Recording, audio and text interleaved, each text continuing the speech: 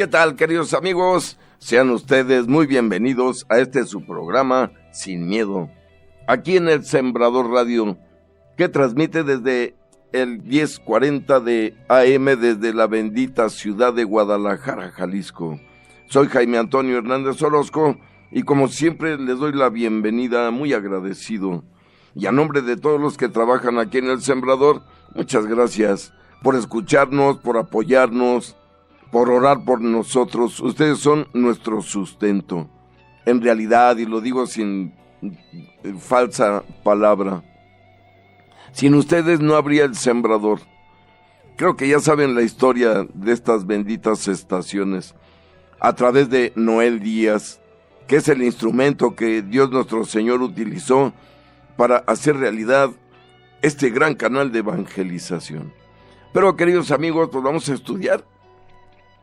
Recuerden que estamos leyendo la Biblia. Esa es la finalidad de este programa en y los siguientes, hasta terminar el libro del Apocalipsis, si Dios nos lo permite así. Pero por el momento recuerden que estamos leyendo el primer libro de los Reyes. Y comenzamos a estudiar la historia del rey Salomón, hijo de David, elegido por él para ocupar su trono, entre todos los demás hermanos que tenía, todos mayores. Salomón, hijo de Betsabé, aquella mujer ajena que poseyó David en pecado y que luego mandó matar a su esposo y finalmente se quedó con ella como esposa. Salomón es hijo de esta mujer, llega al trono y comienza a gobernar, no sin problemas, porque un hermano mayor también quería el trono, luchó por él, pero finalmente el rey David decidió la situación y quedó al frente Salomón. Y veíamos que Salomón comenzó a gobernar por la mano de Dios, porque Dios quería que este hombre construyera el templo. Esa fue la misión de Salomón. Hasta el momento que estamos leyendo, amigos, no hay un templo, no hay una casa de Dios.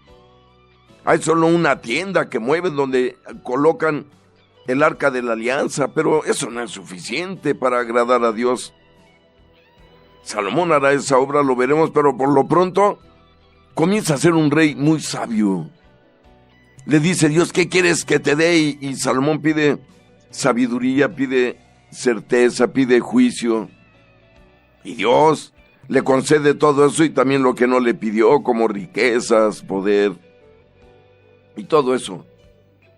Pero ahora vemos cómo comienza la labor de Salomón como rey, que sabemos que fue el rey más sabio que tuvo Israel. Pero dice el versículo, estamos leyendo, amigos, el libro de los Reyes, capítulo 3, versículo 16. Y dice la palabra de Dios: por entonces fueron a presentarse al rey 2 prostitutas.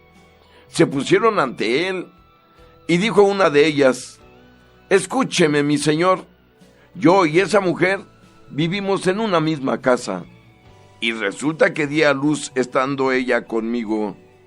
A los 3 días de mi parto parió también esa mujer. Estábamos juntas y no había nadie más en la casa, solo nosotras 2. Una noche murió el hijo de esa mujer, porque había permanecido acostada sobre él. Se levantó durante la noche y, mientras tu servidora dormía, tomó a mi hijo de mi costado y lo acostó en su regazo. Y a su hijo, el que estaba muerto, lo acostó en el mío.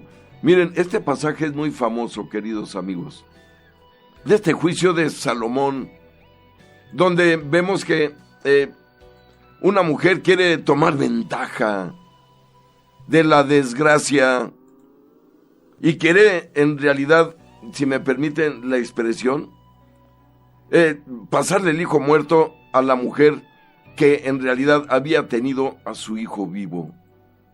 Por lo tanto, descubrimos aquí que el rey Salomón se enfrenta ante una situación bastante difícil. Pero veamos lo que ocurre. Dice aquí: al amanecer me levanté para a amamantar a mi hijo y vi que estaba muerto, pero lo examiné bien a la luz de la mañana y me di cuenta que no era mi hijo, el que yo había parido. La otra mujer repuso: no es cierto, mi hijo es el vivo y tu hijo es el muerto. Pero la otra replicaba: no, al contrario, tu hijo es el muerto y mi hijo es el vivo. Y seguían discutiendo ante el rey. Entonces intervino Salomón y les dijo: o sea que una dice: mi hijo es el vivo y tu hijo es el muerto, y la otra replica: no, al contrario, tu hijo es el muerto y mi hijo es el vivo. Pues bien, ordenó entonces el rey: tráiganme una espada. Presentaron la espada al rey, y éste sentenció: corten al niño vivo en 2 partes, y den mitad a una y mitad a la otra. A la mujer de quien era el hijo vivo, se le conmovieron las entrañas por su hijo y replicó al rey: por favor, mi señor, que le den a ella el niño vivo, pero matarlo, no lo mataré, no lo mates. La otra, en cambio, decía: ni para mí ni para ti, que lo corten. Sentenció entonces el rey: entréguenle a ella el niño vivo, no lo maten. Ella es su madre. El juicio pronunciado por el rey llegó a oídos de todo Israel, y cobraron respeto al rey, al ver que dentro de él había una sabiduría divina con la que hacer la justicia del pueblo. Miren qué interesante. Era lógico que la madre del niño vivo no iba a permitir que lo partieran con una espada en 2. Prefirió que la otra mujer se lo llevara con tal de que su hijo viviera. Pero la otra, al portarse fríamente e insensiblemente, dice: pues que lo partan. Ahí se dio cuenta David quién era la mamá, para que entiendan este asunto. Con eso se enteró David quién era la madre verdadera. Y entonces hace su justicia y le entrega a esta madre el hijo vivo. Pero continúo, capítulo 4, versículo 1, primer libro de los Reyes. El rey Salomón reinaba sobre todo Israel. Estos eran sus ministros.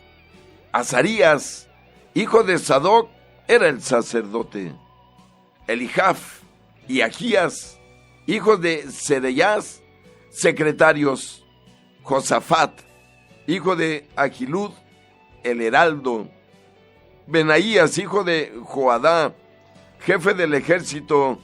Sadoc y Abiatar, sacerdotes. Azarías, hijo de Natán, jefe de gobernadores.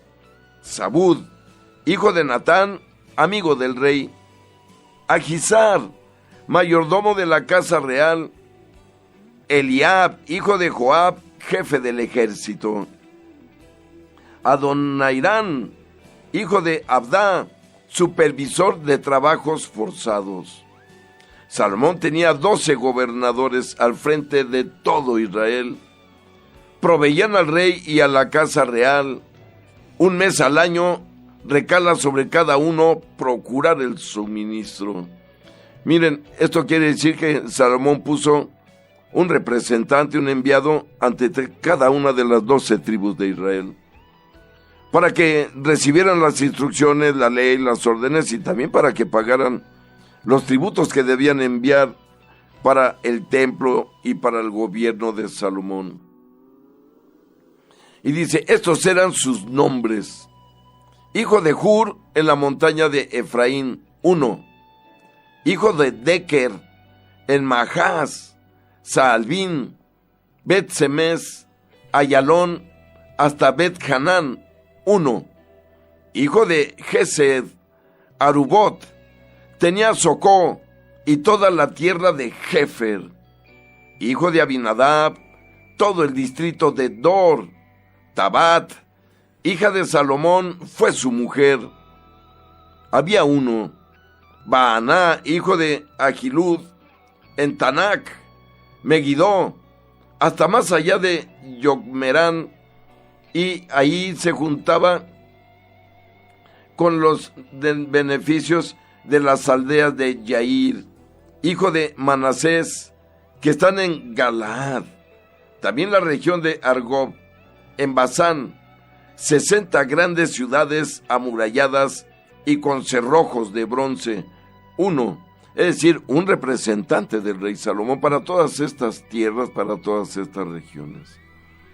Ahinadab, hijo de Idó, en Mahanaim, Ahimás en Neftalí. También casó con una hija de Salomón, llamada Basamat. 1. Baaná, hijo de Husai, en Aser, y las subidas. 1. Josafat, hijo de Peruaj, en Isaacar. Semeí, hijo de Elá, en Benjamín. Geber, hijo de Uri, en la tierra de Gad, el país de Sihón, rey de los amorreos, y de Og, rey de Basán. Y había además un gobernador en el país, es decir, en Judá, en Jerusalén. Estos gobernadores proveían un mes cada uno al rey Salomón y a todos los acogidos por Salomón a mesa puesta, sin que les faltara cosa alguna, cada uno según su turno. Suministraban también la cebada y la paja para los caballos y los animales de tiro, allí donde el rey se encontrara. El suministro diario de Salomón era de 30 cargas de flor de harina y 60 cargas de harina, 10 bueyes cebados y 20 de pasto, 100 cabezas de ganado menor, aparte los ciervos y gacelas, los gamos y las aves cebadas. Dominaba en toda la Transeufratina, desde Texag hasta Gaza, sobre todos los reyes de más acá del río, y gozó de paz en todas sus fronteras. Miren, ya decíamos que Dios le concedió a Salomón la paz que nunca tuvo ningún otro dirigente de Israel. Ni David, ni los jueces, ni los patriarcas como Josué o Moisés. Ellos tuvieron que estar guerreando constantemente, en cierta manera como estamos ahora en la iglesia, constantemente defendiéndonos de ataques. Pero a Salomón Dios le concedió un periodo de tiempo de paz, en que ningún país lo atacó y que Salomón no tuvo necesidad de atacar a ningún otro país. Ya veíamos que se turnaban en proveer las necesidades del rey, cada uno de estos 12 enviados. Un mes se hacía cargo de los gastos del rey una región, otro mes se hacía cargo de los gastos otra región. Y cada uno de estos administradores enviados tenía que asegurarse de que se cumplieran estas órdenes del rey Salomón. Pero continuó la lectura, queridos amigos, en el capítulo 4, versículo 20. Y dice: Judá e Israel eran numerosos como la arena de playa, comían y bebían felices y contentos. Recuerden que estos dos países se habían separado por los conflictos de egoísmo, de pleitos políticos, sociales, con las traiciones de los hijos de David que querían usurpar el trono. Pero ahora vemos que en tiempo de Salomón volvieron a unirse, volvieron a verse como hermanas, las 12 tribus completitas. Y dice el capítulo 5, versículo 1, primer libro de los Reyes: Salomón regía todos los reinos, desde el reino hasta el país de los filisteos y hasta la frontera de Egipto. Pagaron tributo y estuvieron sometidos a Salomón durante todo el tiempo de su vida. Mientras vivió Salomón, Judá e Israel vivieron en tranquilidad, cada cual bajo su parra y su higuera, desde Dan hasta Beerseba. Salomón disponía de establos para 4,000 caballos de tiro y 12,000 caballos de montar. Dios concedió a Salomón sabiduría e inteligencia extraordinarias y una mente abierta como la playa a orillas del mar. La sabiduría de Salomón superaba a la de todos los hombres de Oriente y a toda la sabiduría de Egipto. Miren, es mucho decir. Les recuerdo que cuando viene a gobernar Salomón, ya existía la religión hinduista, es decir, Krishna. Ya existía todo eso del yoga y la meditación. Y también ya existía la religión egipcia, amigos. Cuando estamos hablando de esto y Salomón, en Egipto ya existían templos a Osiris, a Isis, a Ra. Vean los templos de Luxor y Karnak en Egipto, eran para sus dioses. Recuerden que todos los países inventaron dioses al buscar a Dios, pero ninguno encontró al Dios verdadero. Por eso Dios se reveló a Abraham y a sus descendientes, como en este caso Salomón. Entonces dice aquí, miren, era conocido que la gente de Oriente era muy sabia. Recuerden que los magos que encontraron a Jesús venían de Oriente. De Oriente viene la meditación, el pensamiento profundo. Y también de Egipto venían todas las enseñanzas que llegaron luego a Grecia de la filosofía, el pensamiento elevado. Toda la cultura griega, para entender esto, amigos, fue una copia en calca de la cultura egipcia. Los mismos dioses, las mismas tradiciones, solo cambiaron nombre a los dioses. Por eso dice aquí, la sabiduría de Salomón superaba a la de todos los hombres de Oriente y a toda la sabiduría de Egipto, que era lo más elevado de su tiempo. Superó en sabiduría a cualquier hombre, a Etán, el Esragita, a Hernán, Calcol y Dardá, hijos de Majol. Su nombre se hizo famoso entre todos los países vecinos. Compuso 3 proverbios y su cancionero contenía 1005 canciones. Trató sobre las plantas, desde el cedro del Líbano hasta el hisopo que brota en el muro. Disertó también sobre cuadrúpedos, aves, reptiles y peces. De todos los pueblos venían a escuchar la sabiduría de Salomón, trayendo presentes de parte de todos los reyes de la tierra que habían tenido noticia de su sabiduría. Miren qué interesante. Igual que su padre David, que fue quien compuso los salmos, también Salomón compuso muchos salmos. Recuerden que canción es salmo. Y les recuerdo en este momento que a Salomón se le atribuyen algunos de los libros de la sabiduría de la Biblia. Por ejemplo, el libro que lleva su nombre, de la sabiduría. Ese se le atribuye al rey Salomón. Es un libro grandioso en cuanto a sabiduría. Otro libro que se le atribuye es el libro de los proverbios. Los proverbios no son más que consejos espirituales. Y también se le atribuyen el libro de el Eclesiastés, o el libro de Cogelet, que era su otro nombre de Salomón. En el libro del Eclesiastés es donde Salomón declara que en el mundo todo es vanidad. Todo es vanidad. Lo único que le debe importar al hombre, dice Salomón, es ganar la salvación de su alma, vivir eternamente al lado de su Señor, porque dice todo lo demás es vanidad. Por eso aclara aquí que Salomón fue un hombre superdotado por Dios. Y fíjense lo que decía aquí. Trató sobre las plantas, investigaba todo, era un científico. Desde el cedro del Líbano hasta el hisopo que brota en el muro. Fíjense, estudió las plantas, desde los grandes árboles hasta las pequeñas plantitas que brotan solas. Disertó también sobre los cuadrúpedos, fíjense, sobre los animales, sobre las aves, sobre los reptiles y también sobre los peces. Miren, era un científico en el fondo Un hombre que conocía el planeta, cómo funcionaba, cómo lo hizo Dios. Y miren, ganó fama.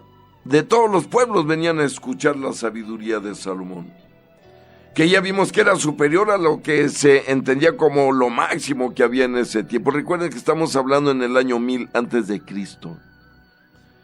Para ser exactos, ya por ahí del año 980, antes de nuestro Señor Jesucristo. Insisto, ya existía la cultura griega, ya había nacido la filosofía en Grecia, la sabiduría egipcia y la sabiduría de la India, que insisto es todo lo que tiene que ver con Krishna y Buda y la reencarnación y los chakras y toda esa cultura de esa religión que es mucho más vieja que la nuestra. Eso hay que aceptarlo y aclararlo. Nuestra religión prácticamente es la última que apareció y fue porque Dios estuvo ya decidido a revelarse, ya que no lo habíamos encontrado nosotros solos. Y a partir de Abraham, Dios ya no espera que lo encuentre el hombre, sino que Él se revela al hombre más justo que había, que es Abraham. Y ahí comienza lo que llamamos el monoteísmo, amigos. La religión que cree en un solo Dios verdadero. Porque todas las religiones que estamos viendo aquí que enfrentó Salomón, todas eran politeístas. Tenían muchos dioses. El dios toro, el dios águila, el dios viento. Igual que nuestros prehispánicos, vea que tenían dioses para todo, pero ninguno el Dios verdadero. Aquí vemos cómo Dios manda a Salomón también para ser superior a esos dioses, mostrarse superior a esas religiones. En cuanto a sabiduría, ya hemos dicho que contra Dios nadie puede. Y miren, tampoco han desaparecido estas religiones. Seguimos hasta el día de hoy infestados de estas perniciosas religiones.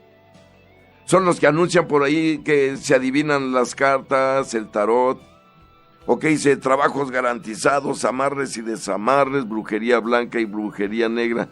Todo esto proviene de la religión hinduista, amigos, Y allá viene, estamos hablando de hace casi 5,000 años. Por supuesto, todo lo de la brujería y la magia, administrado y movido por el mismo demonio, Todo eso lo mueve Satanás. Pero continuamos, amigos, en el versículo 15. Como vemos, Dios nuestro Señor, en realidad, siempre ha cuidado de los suyos. Siempre ha estado a su lado. De lo contrario, jamás hubieran podido triunfar. Pero continúo, insisto, la lectura en el capítulo 15. Y dice, Hurán, rey de Tiro, que es el actual Líbano, oyó que Salomón había sido ungido como sucesor de su padre. Envió una embajada a Salomón, pues Hirán había sido amigo de David durante toda la vida de éste. Salomón remitió a Hirán esta respuesta. Tú sabes que mi padre David no pudo construir un templo al nombre de Yahvé su Dios, debido a las guerras que lo tuvieron cercado hasta que Yahvé puso a sus enemigos bajo las plantas de sus pies. Pero ahora, Yahvé mi Dios me ha concedido tranquilidad a mi alrededor. No tengo adversario alguno, ni se producen acciones hostiles. Me propongo construir un templo al nombre de Yahvé mi Dios, según lo dicho por Yahvé a David mi padre. Tu hijo, al que pondré en tu lugar, sobre tu trono, será quien construya el templo a mi nombre. Así pues, da orden de que corten para mí cedros del Líbano. Mis hombres irán con los tuyos. Te pagaré el salario de tus hombres conforme a lo que me digas. Pues tú sabes que no hay entre nosotros quien sepa talar árboles como los sidonios. Miren, aquí vemos que ya comienzan los preparativos para el famoso templo de Salomón. Como vemos, aprovechando la paz, aprovechando la tranquilidad, por lo tanto, también los recursos que ya no se gastan en la guerra, que ya no se gastan en armas. Y aquí vemos cómo el rey Salomón aprovecha que lo manda a saludar el rey de Tiro, que les decía es Jordania. Recuerden que el árbol del cedro del Líbano es incluso el símbolo de ese país. Es el arbolito que aparece en la bandera del Líbano, porque es una madera hermosa, preciosa, valiosa, duradera. Entonces, Salomón aprovecha y le dice, oye, le habías prometido a mi padre darle madera para construir, pero mi padre no pudo construir esa casa, la voy a construir yo. Entonces le pide ayuda material, fíjense qué interesante. Mándame madera, no va a ser gratis, te la voy a pagar, voy a mandar hombres para que ayuden a los tuyos a cortar y a enviar. Pero, por favor, ayúdame. Y dice el versículo 21, cuando Hiram oyó las palabras de Salomón, se alegró sobremanera y exclamó, bendito sea hoy Yahvé, que ha concedido a David un hijo sabio al frente de ese pueblo numeroso. Hiram mandó decir a Salomón, he escuchado lo que me has enviado a decir. Cumpliré tu deseo acerca de la madera de cedro y de ciprés. Mis hombres la bajarán del Líbano al mar, la cegaré, la cargaré en balsas y la haré llegar por mar hasta el lugar que me indiques. Allí la desmontaré y tú la cargarás. Pero, amigos, tenemos que ir a un breve corte porque si no, nos llega el tiempo. Pero no se vayan, amigos, vamos a continuar después de este breve corte que tiene que hacer el sembrador con esta hermosa historia del rey Salomón. No se vayan, no le cambien, volvemos.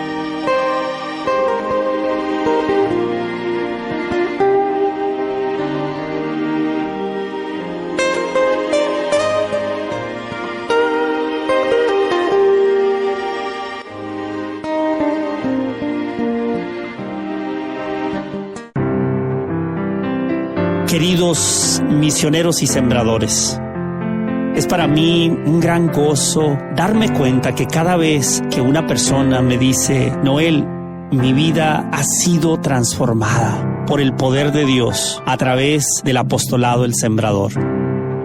Siempre debo de agradecer a cada uno de los misioneros y sembradores, cada uno de ustedes que aportan con sus semillas de amor, con sus ofrendas, con sus oraciones. Lo estamos logrando juntos. Estamos siendo instrumentos de Dios para la salvación de almas. Y vamos a continuar. Pido a Dios que supla la necesidad de cada uno de ustedes y que les multiplique el 100 por 1 por cada una de esas ofrendas que ustedes dan con amor y con sacrificio.